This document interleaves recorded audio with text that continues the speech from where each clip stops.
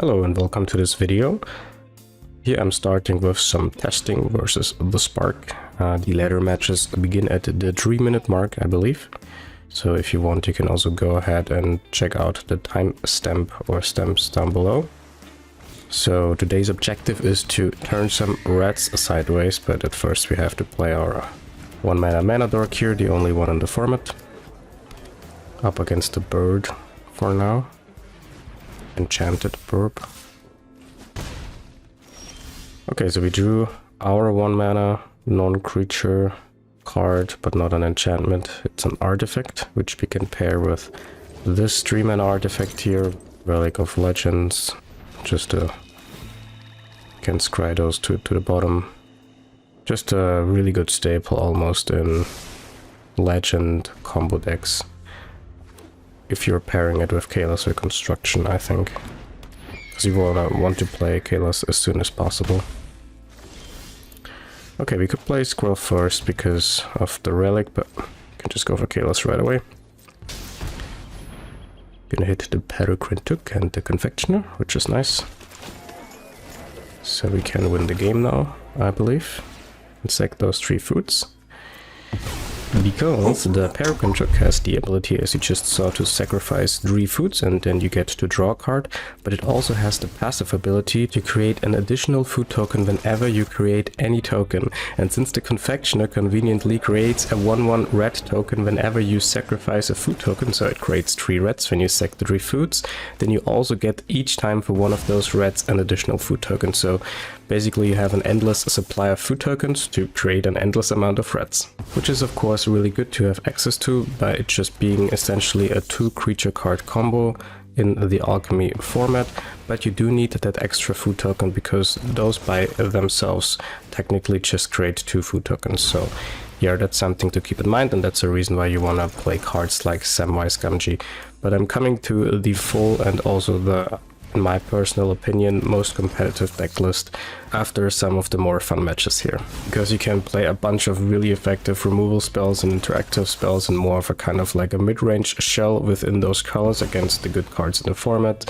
There's like good main deck inclusions like Elas il-Kor to completely offset the life loss that you would experience when you're up against like a Sheldred. There's ways to beat even 2 Bowmasters and stuff like that, but I will cover this like later in the video if you're interested in it. But yeah, here I basically have assembled the combo as soon as turn 3.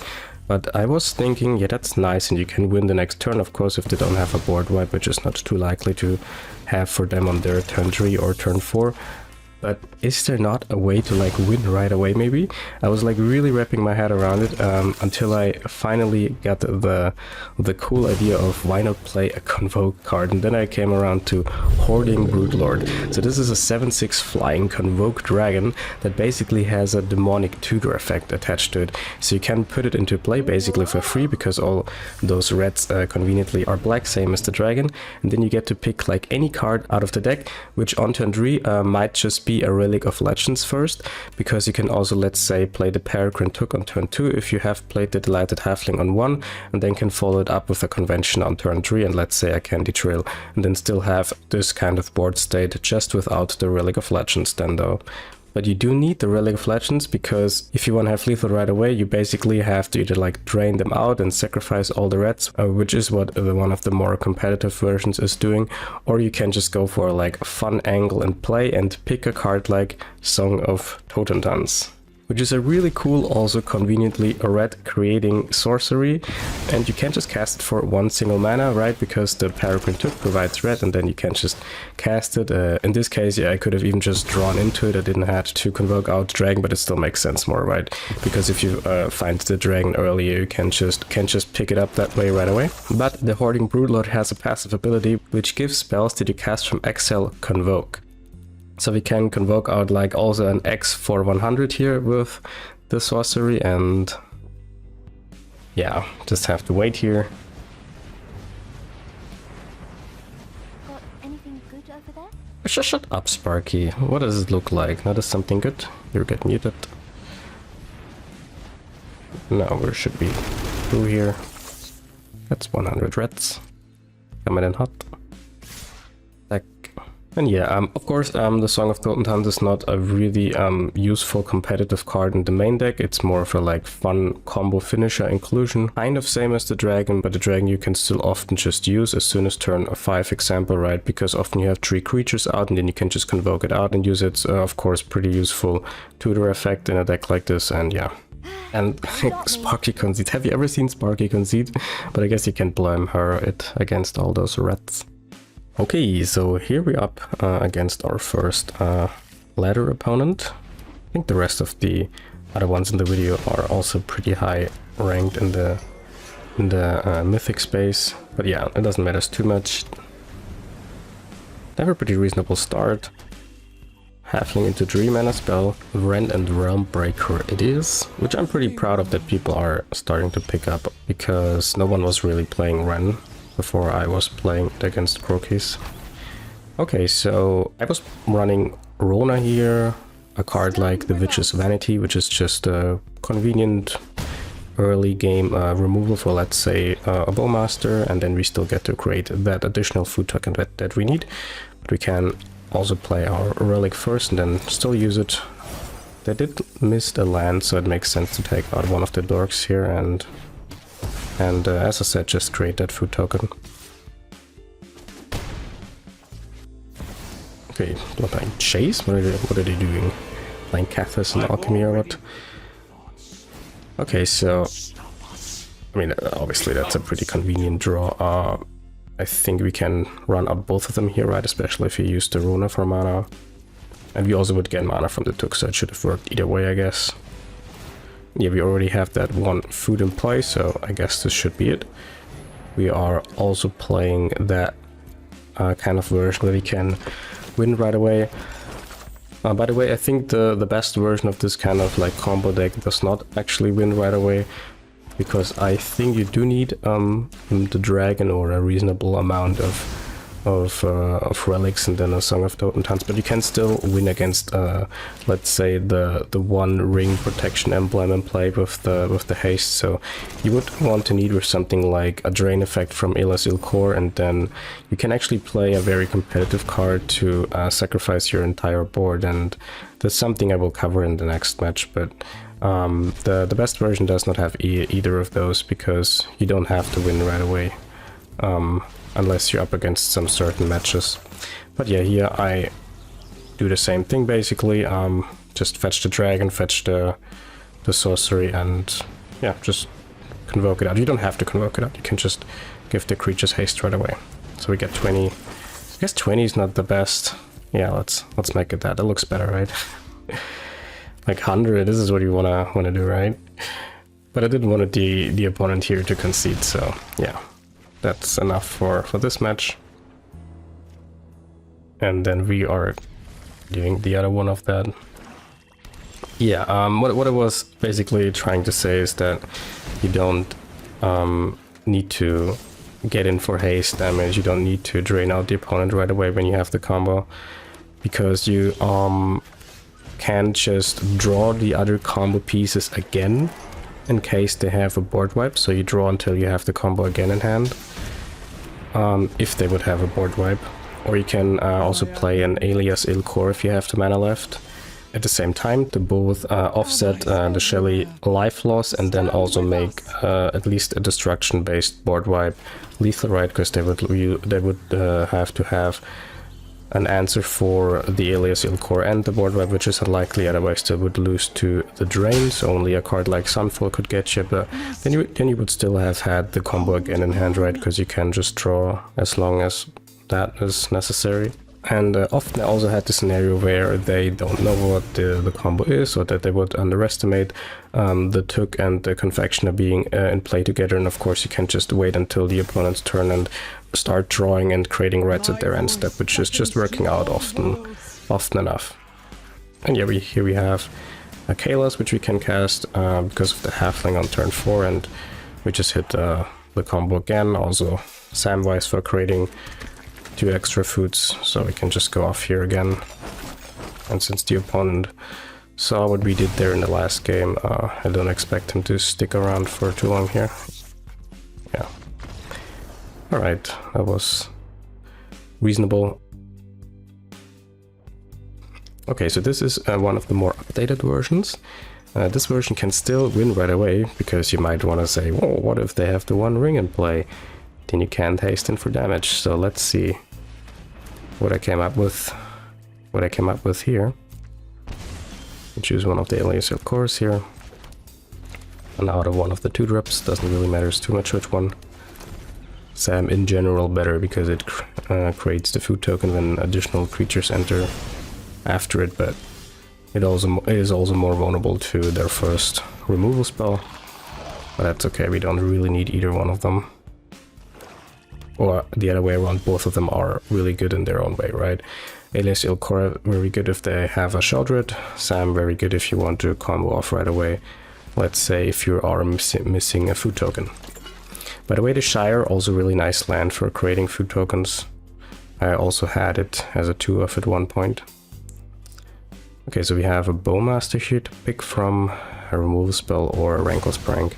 Prank can remove both of our creatures here, but it's 4 mana. The discard is not too good because remember they will draw a card at there. There's draw step, there's crying, so they probably want to keep some stuff, and obviously the life loss is not so good here. So I think that taking the removal makes sense when we're about to cast a Kayla probably. We do need one more, well, there it is. Needed one more white, but the mana base was built that way, that we have mostly white sources in the deck. That is funny. Very funny. It's not very likely, but it is funny. So here I like to say, I have so many choices to think. Okay, but that happens. It's whatever, it can happen. It's just a game of chances in the end of the day. They do run out the 5-3 here, which we probably want to take out. So here I'm gonna assemble, trying to hit a Kayla, I guess, but there is no one here. That's unfortunate, right? Because we don't have one of the pieces yet, so maybe we just still grab one of them. And then, yeah, taking out the Juggernaut makes sense, right? Because if you ever have played against even a deck like Mono Black, holding your life total as high as possible can be super relevant. Because, yeah, you can just... Oh, that's good. I mean, we missed it with the look at the top third. I guess you still shuffle after a sample, but yeah. I still think we run out the Took first. Let's say if you only hit one Confectioner, we miss out on a food token essentially, right? Because the Took creates an additional food token when you play the, for example, Confectioner after it. But if you do it the other way around, you create no food token on the Peregrin Took just entering when the Confectioner is already in play, for example. But here I'm hoping to draw it essentially with that order, and that's what we do. So we get rewarded here. We would have hit a Sam, so we would have gotten the food anyway, so it didn't matter too much, but we could, or I couldn't have known that. But here, as you probably have seen, or as you saw, English, I don't know, they have the ring emblem, right? They played the ring last time, and with the Song of Totentons version, you couldn't win, right? You just no way, you can't deal damage. You need to play a card like FFF, you know, Fear Fire Foes or whatever that is, or Stomp if you are an explorer or historic, to have the ability to prevent combat damage being removed, like damage can't be prevented, that kind of text. But I don't want to play Fear Fire Foes or whatever that card is called, right? So I still have the dragon in this version, because I do need to fetch the relic first. And then you should play the second dragon. I have this like funny inclusion of an unsummon. For some reason I didn't think of playing a second dragon. I guess unsummon is better if you can cast it and, let's say, have a shoulder to remove or something, but you should just play a second dragon. This is not a blue color deck, but it's fun, right? Because now we can convoke out the dragon again and pick a very special card. By the way, I was like, my heart stopped for a second because I didn't play Elas il-Kor first. I hadn't played a land yet, which is super important here. But you should play the Elas il-Kor first, and then you get one more mana because of Relic of Legends with the Elas il-Kor, and then you can unsummon, and then you can convoke out the dragon again and fetch this card, Lich-Knights Conquest. Really cool, actually main deckable card. The best version has this just as a 1-off in the main deck. Here you want to play it as a 2-off, so you're likely just to have still 1 in deck when you use the Broodlord, but you can just choose any number of creatures, I guess tokens in this case, to sacrifice them, and if you have a Alias il-Kor in play, you drain out the opponent. And yeah, you drain out the capacity of the whatever hosting thing from Arena, so that is inconvenient. I was checking though the rank, I think we were at 104 or something, so we still got the win, which is nice. And yeah, Lich-Knights Conquest, I believe, which is the card's name, is, as I said, actually I think a main deckable card, because remember you are playing all those food tokens, right? And it lets you sacrifice any artifacts, enchantments, or in general tokens, right? And then lets you return as many creature cards from the deck, like any creature cards. It's not even like restricted to the mana cost, so you could even like get a dragon back in this deck. But I think it's a super powerful card that has a lot of potential also for like other archetypes. Definitely something you could play around with, and then also being this like big combo finisher is just super convenient, right? Because this kind of version almost has like no bad cards but can still have this like super strong combo finisher. So if you are willing to play 2 dragons, I think this version is really cool if you really want to win right away. But I don't think you have to win right away, and this is what this version is all about.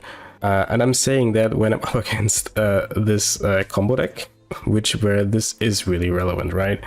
I wasn't playing too much versus this deck at all, which was one of the reasons why I switched to a version like this. But when you're up against it, and especially if they have a start like this, you really would wish you could win right away, because here I have the choice between one of their 2 combo pieces and like Crucius. And let's say if I take Rata, they could just, let's say, pitch the Smeagol to just find another Rata with the Crucius, and then still have 7 of the missing pieces aside from Boromir and Rata to combo off, right? Because they have both Ilias il-Kor and the Smeagols to win right away. So with that logic, it makes not too much sense to take a Rata here, and the same scenario would be if I take a Smeagol, right? Because they have just so many more Ilias il-Kors or other Smeagols to assemble everything they need, and if I leave them Crucius, they just have a pretty decent chance of finding the missing pieces anyways, was the logic here, at least. But probably in hindsight, looking at it now, I still should have gone for Rata maybe, because looking at our hand here, which is something of course that is always to keep in mind, we have the combo ourselves, right? So it's really more of a race here, and if they have to play out the Crucius and then have to play the 4 mana card, and then have to find the 3 mana card and then have to play that, maybe they're just too slow. But I'm also not too sure about that, because Crucius creates treasures and stuff like that. So yeah. But yeah, here they get to loot, and they discarded another Boromir, I realized. Like, what? Like, now they discarded the Juggernaut, but they discarded a Boromir. That was... Like, I was taking the Crucius, basically saying, okay, like, how are the chances that I get a Boromir? And they just discarded one, so they top decked 2 of them? Like, what? And why would I have discarded it last turn? That was a very weird one. I didn't understand. Like, maybe they misclicked or something. That also could be a case. But yeah, by the way, Bywater. Insane removal spell. I haven't even mentioned it yet. Maybe I blend in the deck list here real quick. That card is just absolutely phenomenal in the deck, especially versus like Legends decks like the opponents, or any decks that run multiple bigger creatures. You can also just always eventually hit a Juggernaut with it or something, but mainly it's just a really nice way of removing Sheldred, right? Because it does create food tokens, even like many if you have multiple creatures, and you also get an additional one if there is a Peregrin Took in play.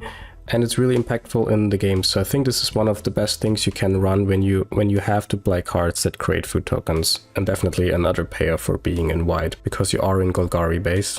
But yeah, that's another really good payoff for being in white and black is this card, because it exiles the 1 ring and also the Sheldred. Maybe you want to get rid of a Bowmasters. It has the upside of removing also tokens with the same name, right, which is cute, but mainly just ring, Shelly, and other stuff. It's just a very clean answer to that kind of thing, and you want to have answers to remove the ring. But that being said, maybe you also want to go like 2 Terra Sunder and 2 Legions to Ashes. I'm not too sure about that, but that could be definitely a thing to keep in mind if you are more concerned about the ring. But since you're playing a combo deck, maybe the ring isn't too relevant. I'm not too sure yet, because this is a pretty mid-rangey approach as well. But you also have cards like Juggernaut Peddler, right? To hit the ring, hit the Sheldritch, hit their best cards, hit the end sometimes, which people for some weird reason play in the main deck, even a best of one against, I guess against Shelly. There's not too many combo decks, so I don't know. Really annoying card actually versus our deck, where it otherwise is super bad, I think. That's why this card is great.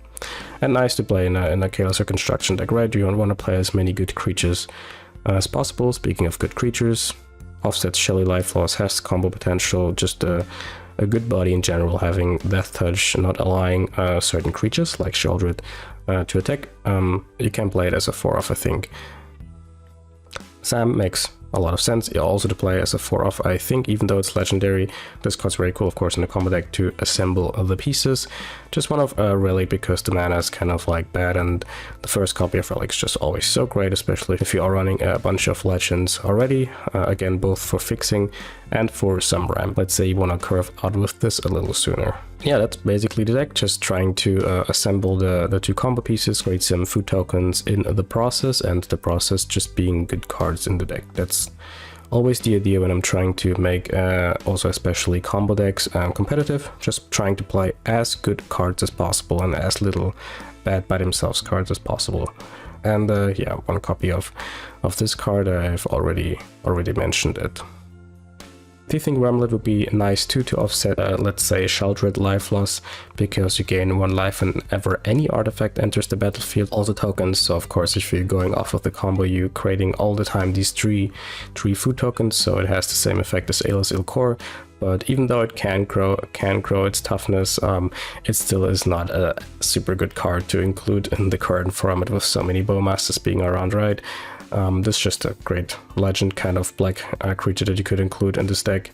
Besiege the Mirror, just a nice card in a food deck, right? You can just sacrifice a food token and tutors things up. Definitely something you want to consider when you're playing a combo deck like this. But I'm playing Assemble over it because it's triple black, basically. That's the main reason, besides from having to sacrifice a food token, which is actually relevant, right? You want an extra food token in this deck. You don't want to sacrifice it, like, you know, that's relevant. Record Bats could just be a combo finisher that you could go for, right? Because you just win right away with that. But that's also just another card that you really don't want to cast outside of the combo turn, right? It's just a bad card, but obviously in the combo turn it wins the game right away. Really cool. Also going around the ring protection emblem. And there's other considerations, but I couldn't really fit them in here. And I guess maybe I can go to the one where I was winning, or where you can win right away with almost like as good as of the version that I just showed. So I have an extra copy of Relic, I have an extra copy of Lich-Knights Conquest, and I have those 2 dragons. But you still have to draw those 2 dragons before you have drawn them to be able to win right away. And I had to make some cuts that I didn't want it to make. I had to cut like important removal spells, and it's just probably overall worse. But you can win right away with this version, which is pretty cool. Those 2 were my favorites to use in alchemy in general, and are the ones where I was lettering with, and I think they're super good position. This is probably the actual best combo deck in the format, just being orders of him playing Rata, Alias il-Kor, and Boromir to win and just play a super competitive main shell. And this is probably the best aggro deck in the format. It has just overall only broken cards in my opinion. But yeah, here we are back now from this in the middle of everything kind of deck tag. The opponent has played Boromir number, what was it, 2 or something like that. And we are about to combo off here, right? Because we have the food already in play, we can play the Confectioner here. But yeah, this is the version that does not win right away. And as I said earlier, this matchup didn't come up too often for when I was playing best of 1 in alchemy. So I think it's very justifiable to run that version over anything else, right? Because here it is relevant to actually win right away. as soon as possible. But yeah, I skipped here, and I'm not sure if you saw it. I had to take so many draw steps to get that darn white sauce, because we have to play this peddler, because they could have the missing piece in Rata in hand. And yeah, that's what they actually had, these luck sacks. Like, they drew literally like everything, and they will have what, the third Boromir? Remember me saying earlier, I can't take the Crucius, right? Because how likely it is that they find the only missing piece in a Boromir. Well, they didn't. They drew 3 of them. That's crazy, man. And the second Rata here, they really had everything. I guess I have these like loots going for them, but still. I guess that's how you get rank 16. Okay, so here I'm like almost, you could interpret it as arrogantly saying GG, but I just basically just hoping for them to give up. And I also can see like the chances, right? The chances of them finding the Rata here basically with the 1 mil, so that's why I GG'd, but maybe you have realized it already. I think I didn't, but I probably start now to kind of realize what is going on. They have played a second Smeagol, and they have another Boromir in hand. And you know what that means? They get, every time when they play a legendary creature, a ring tempts trigger from Frodo Baggins. And since they have 2 Smeagols in play, both of them trigger, and they're threatening to mill me. Since I had to draw so many cards to get that darn plains, we actually didn't have too many cards left in the library. I think it was like almost half of them. And so the second Boromir being played here triggers to Frodo again. Then I can even like sacrifice the Boromir getting another ring tempts trigger. They also did that with the other Boromir before, of course. And then at the end step, both of the Smeagol's trigger again, right? Because a creature died. So this was like looking really bad at this point. I was like, wait, they get the end step trigger too from the Smeagol, so I just lose or what? Because I had like almost no cards back in the library. See here, 4, 2. But it was just enough. It was super lucky, I guess, and I guess definitely a reason for not saying GG too early. So yeah, GG. Okay, I think this bit I just included to showcase the Shire, which it's just nice to have a land, right? That creates the food, so you don't have to play an extra food cards and can use the slots for actually impactful like mid-range cards. Right, because let's say here I don't have an additional fruit, we can just use our land and then go off with the combo, which we couldn't have done otherwise, right? Which is cool. Yeah, the point of this one I think is meaning to show that you get the combo rather often, right? But they can have not only removal, but cards like Shieldred here or Bowmasters, and then the question would be how to win through that, right? And you can also like give everything haste because of the ring emblem play, and stuff like that can be annoying, right? And also just removal spells, especially like at the end. So while those cards definitely are good against the deck, of course, and you can definitely lose to them, I just wanted to point out that you don't have to concede when they cast removal or when they have the Shieldred, when they have the Bowmasters, especially if you have 2 Confectioners. This helps a lot too. And you have maybe like extra mana from Dorks or the Relic of Legends. Since you have all those food tokens, you can gain life back. You can jump creatures, you can just create reds by sacking food tokens.